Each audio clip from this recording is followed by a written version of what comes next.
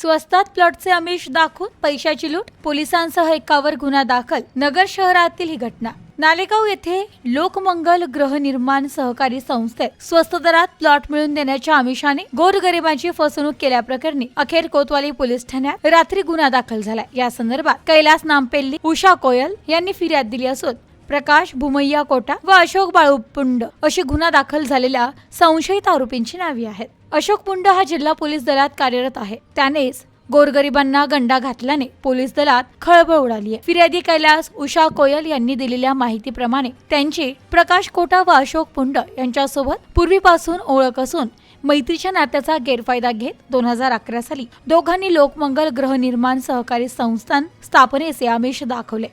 गरिबांसाठी 500 फुटांचे प्लॉट कमी किमतीत देण्याचे आश्वासन दिले आणि शासकीय प्रक्रियेअंती प्लॉट मिळतील असे सांगत विश्वास संपादन केले। उषा कोयल कुटुंबियांनी 75,000 रुपये प्रमाणे कैलास पत्नी रत्नमाला, मोठा मुलगा सचिन व लहान मुलगा आकाश यांनी एकूण 3 लाख रुपये कोटा व पुंड यांना चेक व पावत्या करून दिले। याशिवाय त्यांच्या ओळखीचे लक्ष्मण श्रीगाधी यांनी आपल्या 4 मुलांच्या नावाने 3 लाख रुपये तर उषा कोयल बहीण शशिकला पिठापिल्ली हिने 1,25,000 रुपये रोख स्वरूपात दिले। रक्कम घेऊन बराच काळ उलटला तरी कोटा व पुंड यांनी प्लॉटचा ताबा दिला नाही। वारंवार विचारणा केली असता जिल्हाधिकारी परवानगी प्रक्रियेत आहे, प्लॅन मंजूर होतोय अशी कारणे देत वेळ मागून घेतला।